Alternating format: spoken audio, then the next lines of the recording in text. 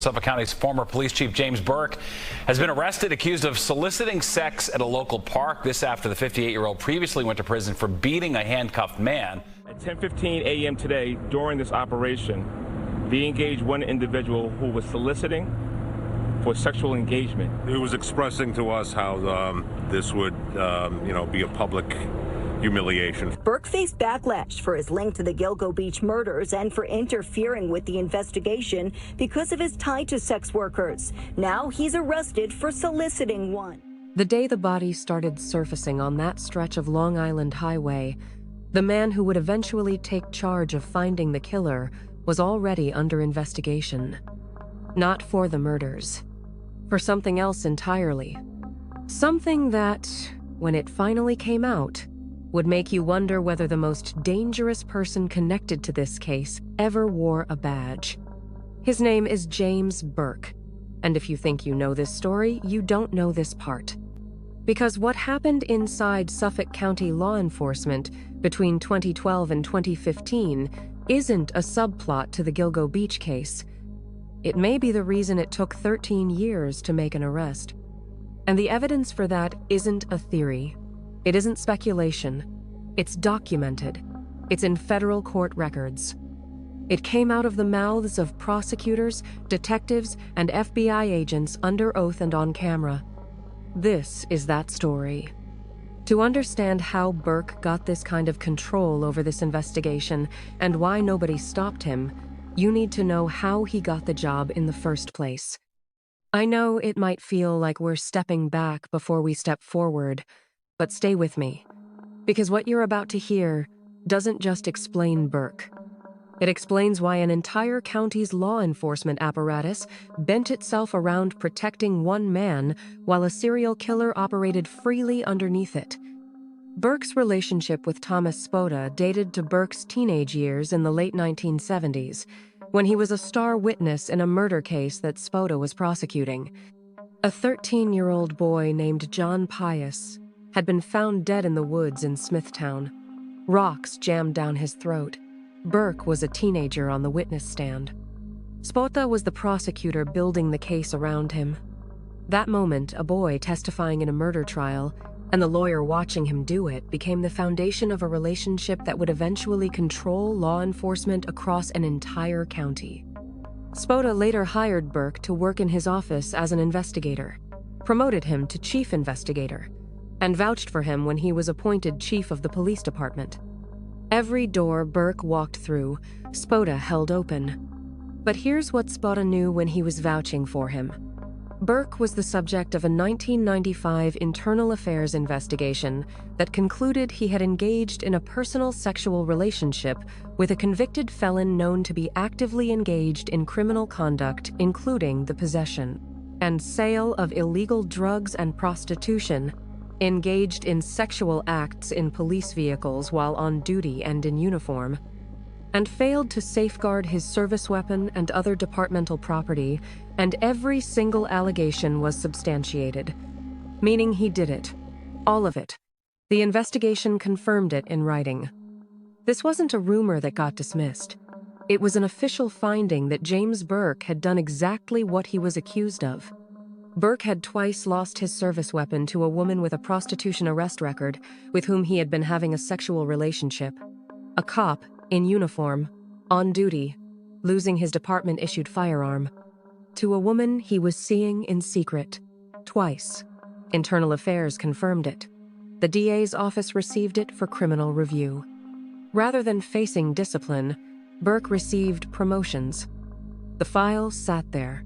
The findings sat there, and the career moved upward anyway, straight to the top of one of the largest suburban police departments in the country. That's the man Suffolk County appointed to lead the Gilgo Beach investigation. Now, let's talk about what he walked into when he took that job, because this is where something already disturbing becomes something genuinely hard to process. By late 2011, 10 sets of human remains had been recovered along Ocean Parkway. The investigation was enormous. Detectives had been working it for months. Evidence was being mapped. Leads were being built. Patterns were beginning to emerge. Dominic Varone, the chief of detectives, later described it plainly. It was probably the biggest case they'd ever had, and they put a tremendous amount of effort into it. That effort had produced something specific. A witness had already provided a description of a potential suspect, a 6'4" figure described as an ogre, driving a first-generation Chevrolet Avalanche who had visited one of the victims around the time her body was found. A suspect, a vehicle, already documented, already in the files. And then Burke arrived. He forced Varone out of his position in late 2011, 2 days after Shannon Gilbert's body was found. 2 days. The investigation is at its most critical moment. A 10th set of remains has just been located, and the chief of detectives is being pushed out the door. Even before Burke formally took office, he removed the detectives who had overseen the Gilgo Beach investigation from the case.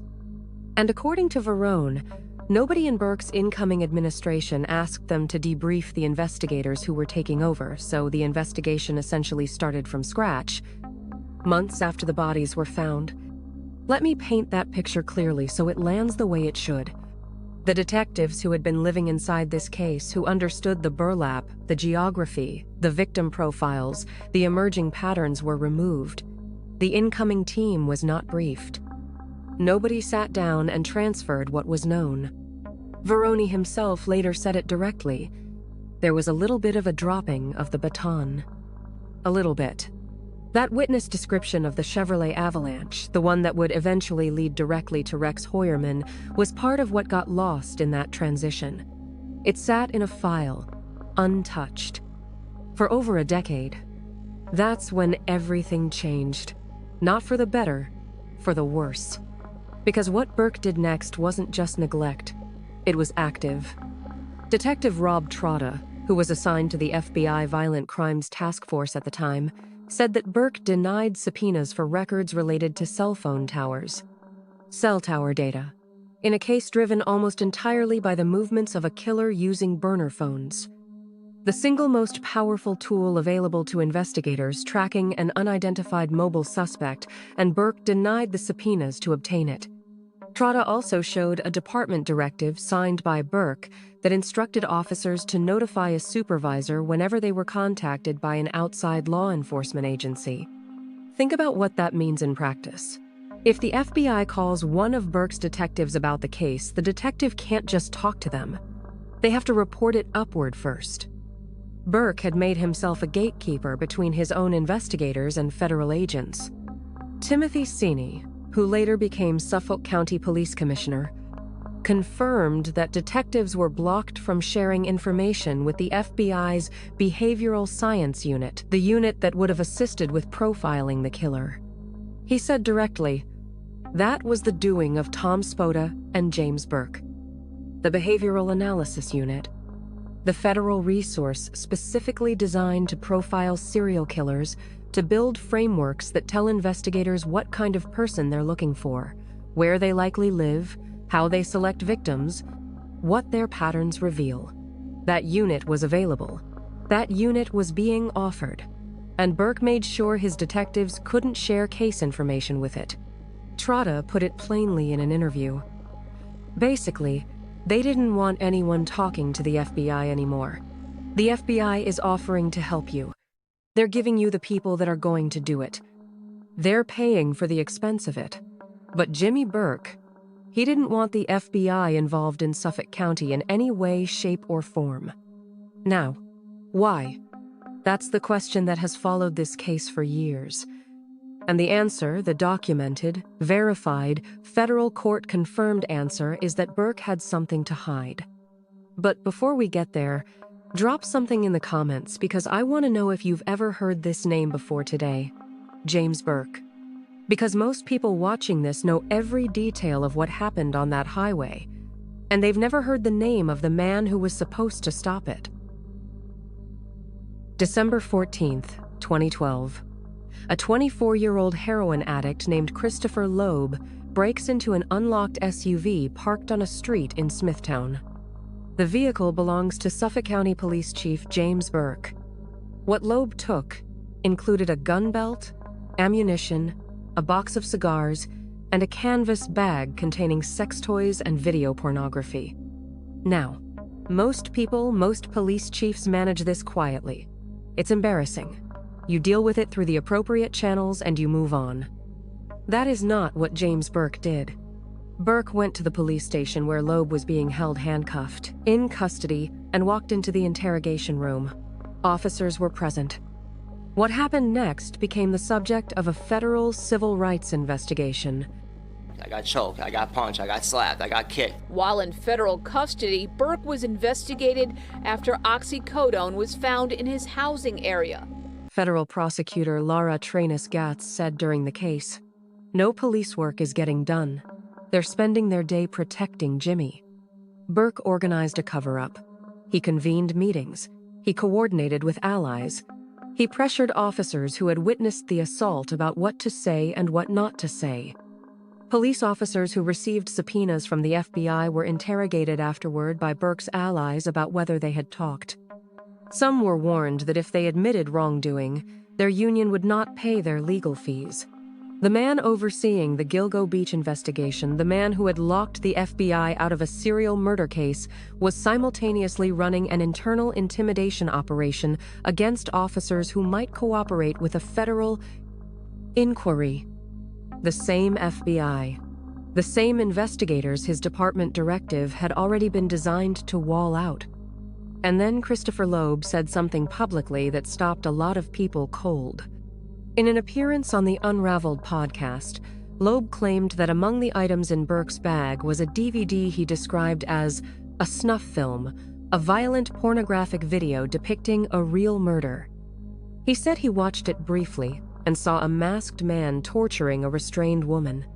Burke has never been named a suspect or person of interest in the Gilgo Beach murders. His attorney called those claims outrageous and categorically denied any connection to the case. Those claims were never proven in court. But Loeb made another observation that nobody has fully answered. After he broke into Burke's truck in December 2012, the confirmed killings attributed to Rex Heuermann stopped. The last confirmed murder was September 2010. The break-in was 2 years later. That is not an established connection. It is a timeline. What anyone does with it is their own conclusion to reach. What is established, confirmed by a federal prosecutor, and documented in court records is this. Burke appeared to seize on the Gilgo Beach case almost immediately as fodder for internecine power struggles. The common denominator in both the Gilgo Beach and MS-13 cases was the marginalized victims, sex workers, and Hispanic migrants. Burke felt he could use those life and death investigations as pawns in his own petty beefs with no uproar. And for the most part, he was right. Now here is the detail that deserves far more attention than it has received.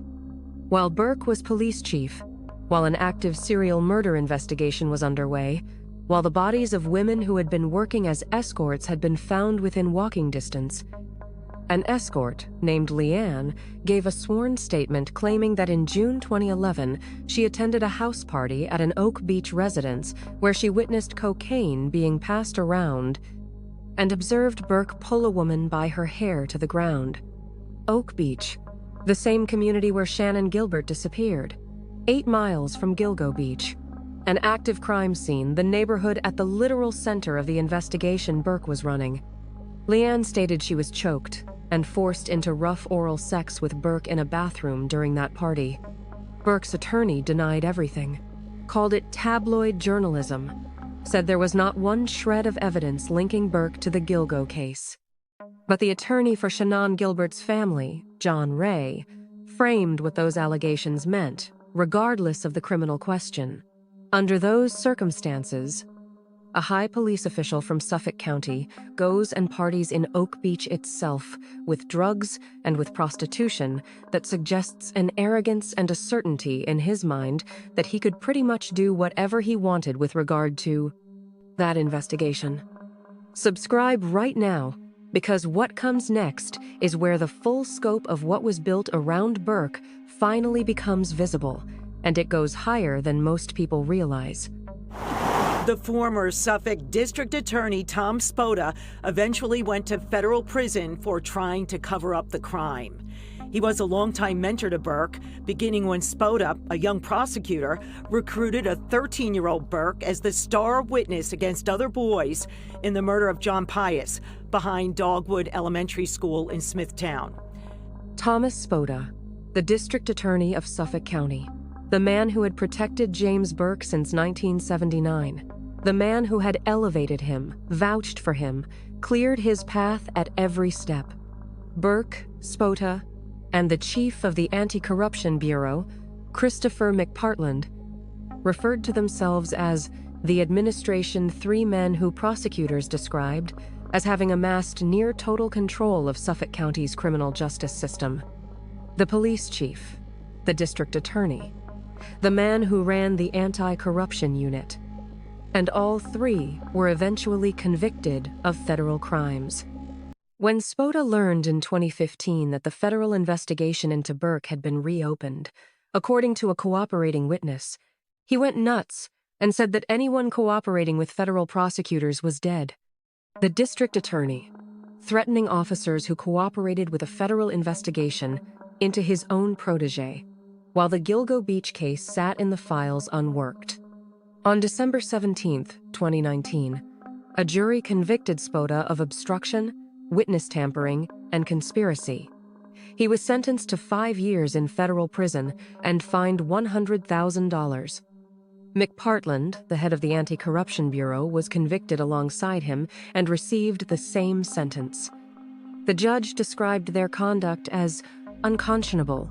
She said no one is above the law. But here is the piece that closes the loop on all of it. Tim Sinney, who inherited the investigation after Burke, said he received a case that was in disarray, with detectives blocked from cooperating not only with federal investigators, but with the neighboring police department in Nassau County, where Heuermann lived. Nassau County, the county where the killer went home every night. And the investigators tracking the murders couldn't share information with the department in his own backyard. The FBI did not formally join the investigation until 2015, after Burke was indicted on unrelated conspiracy charges, which released his stranglehold on the police department. 13 years after the first murder, Rex Heuermann is now confirmed to have committed. The FBI was locked out for the critical window in the middle of all of it. And when a new task force was finally formed in early 2022, Rex Heuermann was identified as a suspect within 6 weeks, using evidence that had been sitting in the files since 2010. 6 weeks. Heuermann's own defense attorney, Michael Brown, later told the court, "We received almost 3,000 leads on this case. From those leads, there were numerous leads that came into the Suffolk County Police Department suggesting that Chief Burke was involved in this. Burke has never been charged in connection with the Gilgo Beach murders. He has been cleared as a suspect. His attorney has denied every allegation linking him to the crimes." But Brown also filed a formal request for Burke's FBI file, arguing that it might show Burke had suppressed or tampered with the investigation itself. Brown said in court, "It seems contrary to common sense that Chief Burke would not let the FBI in to help with this investigation back then." That request is still outstanding. And then in August 2023, after Burke had served his sentence, after Heuermann had been arrested, after the world finally knew what had been happening on that highway, James Burke showed up in the news one final time. He was arrested at Vietnam Veterans Memorial Park in Farmingville after exposing himself to a plainclothes park ranger and propositioning him. As he was being taken into custody, Burke asked the rangers if they knew who he was and told them that getting arrested would be a public humiliation for him. The ranger who cuffed him didn't recognize him. And here is what happened next. The charges were eventually dropped, not because Burke was vindicated, but because the officers involved in the arrest resigned from the force, leaving prosecutors without the witnesses needed to proceed. The man who once ran one of the largest suburban police departments in America. The man who removed the detectives who understood the Gilgo case, who denied the cell phone tower subpoenas, who locked the FBI out, who ran the internal intimidation campaign, who partied 8 miles from the crime scenes while the investigation he controlled went nowhere, walking away again. Because the families of those women, the ones who spent years waiting, who watched a case go cold, who were told repeatedly that everything possible was being done, they didn't know who James Burke was either. Not fully. Not until it was over.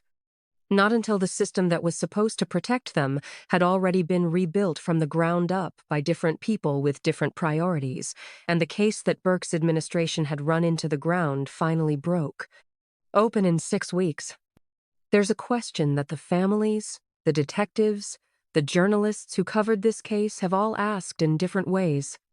If the cell tower subpoenas had not been denied, if the original detectives had been debriefed instead of removed, if the FBI had been allowed in from the beginning instead of locked out for 3 years, if the Behavioral Analysis Unit had been given the case files it was being kept from, how many years earlier does this end?